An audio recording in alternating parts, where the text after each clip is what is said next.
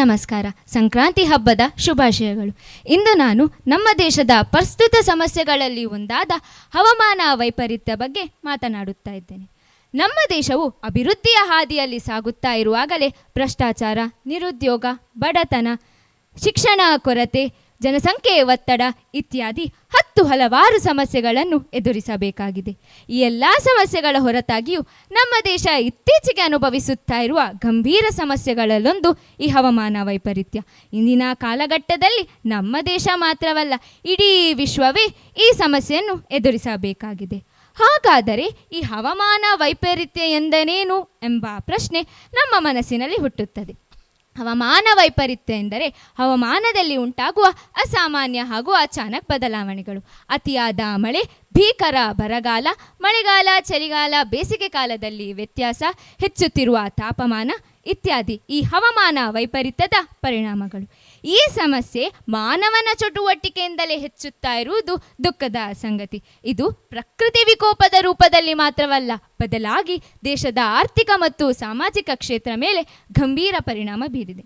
ಈ ಹವಾಮಾನ ವೈಪರೀತ್ಯಕ್ಕೆ ಸಂಬಂಧಿಸಿದಂತೆ ಹಿಂದಿನ ವರ್ಷದ ಪರಿಸ್ಥಿತಿ ನೋಡುವುದಾದರೆ, ವರ್ಷದ ಆರಂಭದಲ್ಲಿಯೇ ಭಾರತದ ಕೆಲವು ಕಡೆ ಬಿಸಿಗಾಳಿ ಬೀಸುವ ಮೂಲಕ ಅನಾಹುತ ಸೃಷ್ಟಿಸಿತು. ಮೇ ತಿಂಗಳಲ್ಲಿ ವಿಪರೀತ ಬಿಸಿಲು ಇರುತ್ತಿದ್ದಂತಹ ಕರ್ನಾಟಕದ ಉಡುಪಿ ಸೇರಿದಂತೆ ಹಲವು ಭಾಗದಲ್ಲಿ ಮುಂಗಾರು ಪೂರ್ವದಲ್ಲಿ ಮಳೆ ಸುರಿದು ರಸ್ತೆಗಳು ಹೊಳೆಗಳಂತಾದವು. ನಮಗೆ ಶಾಲಾ ಪ್ರಾರಂಭದಲ್ಲಿಯೇ ಮಳೆಗೆ ರಜೆ ಸಿಕ್ಕಿತು. ಇನ್ನು ಈ ಹವಾಮಾನ ವೈಪರೀತ್ಯಕ್ಕೆ ಸಂಬಂಧಿಸಿದಂತೆ ಇನ್ನಷ್ಟು ಅನಾಹುತದ ಕಡೆಗೆ ಗಮನ ಹರಿಸಿದರೆ, ನಮ್ಮ ದೇಶದ ಆರ್ಥಿಕತೆಯ ಬೆನ್ನೆಲುಬು ಕೃಷಿ. ಆದರೆ ಈ ಹವಾಮಾನ ವೈಪರೀತ್ಯದಿಂದ ಕೃಷಿ ಕ್ಷೇತ್ರ ತೀವ್ರ ಹಾನಿಗೊಳಗಾಗಿದೆ. ರೈತರು ಸಾಲದ ಬಲೆಗೆ ಸಿಲುಕಿದರೆ ಆಹಾರ ಉತ್ಪಾದನೆಯು ಕಡಿಮೆ ಆಗುವುದರಿಂದ ಅದರ ಬೆಲೆ ಏರಿಕೆಯು ಹೆಚ್ಚಾಗುತ್ತಾ ಇದೆ. ನಷ್ಟ ಹೊಂದಿದ್ದ ರೈತರಿಗೆ ಪರಿಹಾರ ಒದಗಿಸುವುದು ಈಗ ಸರಕಾರಕ್ಕೆ ದೊಡ್ಡ ಸವಾಲಾಗಿದೆ. ಈ ಎಲ್ಲ ಸಮಸ್ಯೆಗಳಿಗೆ ಕಾರಣವೇನೆಂದು ನೋಡಿದರೆ, ಅರಣ್ಯ ನಾಶ, ಹೆಚ್ಚುತ್ತಿರುವ ವಾಹನಗಳು, ಕೈಗಾರಿಕಾ ಮಾಲಿನ್ಯ ಹಾಗೂ ಅಭಿವೃದ್ಧಿಯ ಹೆಸರಿನಲ್ಲಿ ನಾವು ಪ್ರಕೃತಿಯನ್ನು ದುರ್ಬಳಕೆ ಮಾಡುತ್ತಾ ಇದ್ದೇವೆ. ಇದರ ಪರಿಣಾಮ ಇಂದಿನ ಪೀಳಿಗೆ ಮಾತ್ರವಲ್ಲ, ಮುಂದಿನ ಪೀಳಿಗೆ ಸಹ ಅನುಭವಿಸಬೇಕಾಗುತ್ತದೆ. ಹಾಗಾದರೆ ಈ ಸಮಸ್ಯೆಗೆ ಪರಿಹಾರ ಇಲ್ಲವೇ? ಖಂಡಿತ ನಮ್ಮ ಕೈಯಲ್ಲೇ ಇದೆ. ಹೇಗೆಂದರೆ, ಹೆಚ್ಚು ಹೆಚ್ಚು ಮರಗಿಡಗಳನ್ನು ನಡುವುದು, ನವೀಕರಿಸಬಹುದಾದ ಇಂಧನದ ಬಳಕೆ, ಪ್ಲಾಸ್ಟಿಕ್ ಬಳಕೆ ಕಡಿಮೆ ಮಾಡುವುದು ಇತ್ಯಾದಿಗಳಿಂದ ಹವಾಮಾನ ವೈಪರೀತ್ಯವನ್ನು ತಡೆಗಟ್ಟಬಹುದು. ಸರಕಾರ, ಸಂಸ್ಥೆಗಳು ಮತ್ತು ನಾಗರಿಕರು ಒಟ್ಟಾಗಿ ಕೈ ಜೋಡಿಸಿದಾಗೆ ಮಾತ್ರ ಈ ಹವಾಮಾನ ವೈಪರೀತ್ಯವನ್ನು ತಡೆಗಟ್ಟಬಹುದು. ಎಲ್ಲರೂ ತಮ್ಮ ತಮ್ಮ ಜವಾಬ್ದಾರಿಯನ್ನು ಅರಿತು ನಡೆದುಕೊಂಡಾಗ ಮಾತ್ರ ಈ ಹವಾಮಾನ ವೈಪರೀತ್ಯದ ಪರಿಣಾಮವನ್ನು ಕಡಿಮೆ ಮಾಡಬಹುದು. ಪರಿಸರ ಉಳಿದರೆ ನಮ್ಮ ಭವಿಷ್ಯ ಉಳಿಯುತ್ತದೆ. ನಮ್ಮ ಭೂಮಿಯನ್ನು ಉಳಿಸಿಕೊಳ್ಳಲು ಇಂದು ನಾವೇ ಮುಂದಾಗೋಣ ಎನ್ನುತ್ತಾ ನನ್ನ 2 ಮಾತುಗಳನ್ನು ಮುಗಿಸುತ್ತಾ ಇದ್ದೇನೆ. ಜೈ ಹಿಂದ್, ಜೈ ಕರ್ನಾಟಕ. ಮಾತು ಶರದಿ. Yes sir. ಸೊ ಹಾಗೆ ನಿಮ್ಮ ಭಾಷಣದಲ್ಲಿ ಏನೆಲ್ಲ ಅಡಕು ಆಗಬೇಕಿತ್ತೋ ಅದೆಲ್ಲವೂ ಕೂಡ ಇತ್ತು.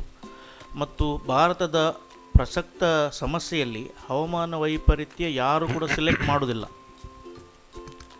ಸೊ ನೀವು ಅರ್ಧ ಸ್ಪೀಚನ್ನು ಅಲ್ಲಿ ಗೆದ್ರಿ. ಓಕೆ, ಮತ್ತು ನೀವು ಮಂಡಿಸಿದ ರೀತಿ, ಅದಕ್ಕೆ ರೆಮಿಡೀಸ್ ಹೇಗೆ ನಾವು ಮೇಲಕ್ಕೆ ಬರ್ಬೋದು, ಪರಿಹಾರವೂ ಕೂಡ ನಮ್ಮಲ್ಲಿ ಇದೆ.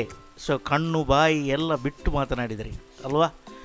ನಿಮ್ಮ ಭಾಷಣದಲ್ಲಿ ಎಲ್ಲ ಪರ್ಫೆಕ್ಟ್. ಉಚ್ಚಾರ ಎಲ್ಲಿ ಬೇಕೋ ಅಲ್ಲಿ ಪಂಚ್, ಎಲ್ಲಿ ಬೇಕೋ ಅಲ್ಲಿ ಪಾಸ್, ಎಲ್ಲಿ ಬೇಕೋ ಅಲ್ಲಿ ನಗು, ಎಲ್ಲಿ ಬೇಕೋ ಆ ದಂತಪಂಕ್ತಿಗಳ ತೋರ್ಪಡಿಸಲಿಕ್ಕೆ, ಎಲ್ಲಿ ಬೇಕೋ ಕಣ್ಣುಗಳ ಹುಬ್ಬುಗಳು, ಎಲ್ಲಿ ಬೇಕೋ ಅಲ್ಲಿ ನಿಲ್ಲುವುದು, ಇದೆಲ್ಲವೂ ಕೂಡ ಪರ್ಫೆಕ್ಟ್ ಆಗಿತ್ತು. ಹವಾಮಾನ ವೈಪರೀತ್ಯ ಎಂಬುದು ರಾಷ್ಟ್ರದ ಸಮಸ್ಯೆ ಅಲ್ಲ, ಇಡೀ ಪ್ರಪಂಚದ ಸಮಸ್ಯೆ. ಗ್ಲೋಬಲೈಸೇಷನ್ ನೀವು ಕೇಳಿದಿರಿ, ಗ್ರೀನ್ ಹೌಸ್ ಇಫೆಕ್ಟ್. ಈಗ ದುಬೈಯಲ್ಲಿ ಮಳೆಯಾಗಿದೆ, ಸೌದಿ ಅರೇಬಿಯಾದಲ್ಲಿ ಮರುಭೂಮಿ, ಅದು ಅಲ್ಲಿ ಐಸ್ ಬಿದ್ದಿದೆ. ಸೊ ಎಲ್ಲ ಕಡೆಯಲ್ಲಿ ಇದೆ. ಸೊ ಭಾರತದಲ್ಲಿ ಕೂಡ ಇದೆ. ಹಾಗಾಗಿ ನಮ್ಮ ರೈತರು ಸಮಸ್ಯೆಯನ್ನು ಒಳಗಾಗ್ತಾರೆ, ಅದರಿಂದಾಗಿ ದೇಶದ ಸಮಸ್ಯೆ ಆಗುತ್ತೆ. ನೀವು ಬಹಳ ಚೆನ್ನಾಗಿ ಲಿಂಕ್ ಮಾಡಿದ್ದೀರಿ. ಯಾರು ಬರೆದು ಕೊಟ್ಟದಿದು? ಅಮ್ಮ. ಅಮ್ಮ ಏನು ಮಾಡ್ತಾರೆ ನಿಮ್ಮದು? ಟೀಚರ್. ಯಾವ ಸಬ್ಜೆಕ್ಟ್ ಟೀಚ್ ಮಾಡ್ತಾರೆ ಅವರು? Science, maths teach. ಪ್ರೈಮರಿ ಟೀಚರಾ? ಹಾಂ. ಓಕೆ, ಅಂದರೆ ಎಲ್ಲ ಸಬ್ಜೆಕ್ಟ್ ಟೀಚ್ ಮಾಡಬೇಕು. ಹೌದು. ಸಕಲ ಕಲ ವಲ್ಲಭೆ ನಿಮ್ಮ ತಾಯಿ. ಓಕೆ, ಭಾಳ ಚೆನ್ನಾಗಿ ಭಾಳ ಅರ್ಥಪೂರ್ಣವಾಗಿ ಎಂತಹ ಬೆಪ್ಪು ತಕ್ಕಡಿಗೂ ಕೂಡ ಅರ್ಥ ಆಗುವ ರೀತಿಯಲ್ಲಿ ಹೇಳಿದ್ದೀರಿ. ಯಾಕೆಂದರೆ ಸರಳ ಭಾಷೆಯನ್ನು ಉಪಯೋಗ ಮಾಡಿದ್ದೀರಿ, ದೊಡ್ಡ ದೊಡ್ಡ ಕ್ಲಿಷ್ಟಕರವಾದಂಥ ಶಬ್ದಗಳನ್ನು ನೀವು ಹಾಕಿಲ್ಲ, ಭಾಳ ಚೆನ್ನಾಗಿ ಮಾಡಿದ್ದೀರಿ. So all the best. Thank you sir. Hello Shardi. Hello sir. ಹೆಚ್ಚು ಕಡಿಮೆ ನಂದು ಕೂಡ ಸೇಮ್ ಒಪಿನಿಯನ್ ಅಂತ ಹೇಳ್ಬೋದು. ಆಲ್ವಿನ್ ಸರ್ದೇ ನಂದು ಒಪಿನಿಯನ್. ನಿಮ್ಮ ಧ್ವನಿ, ಪ್ರಸ್ತುತಿ, ಮಾತು ಎಲ್ಲನೂ ಇಷ್ಟ ಆಯಿತು, ತುಂಬ ಚೆನ್ನಾಗಿತ್ತು.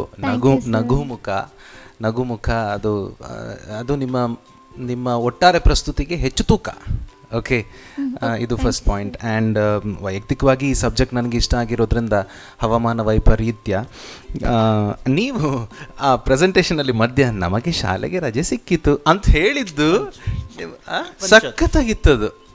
ಅಲ್ಲಿ ತನಕ ಬೇರೆದೇ ಒಂದು ಟೋನಲ್ಲಿತ್ತು, ಬಟ್ ನಮಗೆ ಶಾಲೆಗೆ ರಜೆ ಸಿಕ್ಕಿತ್ತು ಅಂತ ಹೇಳುವಾಗ ಅಲ್ಲಿ ಇದ್ದಂಥ ಒಂದು ಇಮೋಷನ್ನೇ ಬೇರೆ ಇತ್ತು. ಚೆನ್ನಾಗಿತ್ತದು. ಥ್ಯಾಂಕ್ಸ್.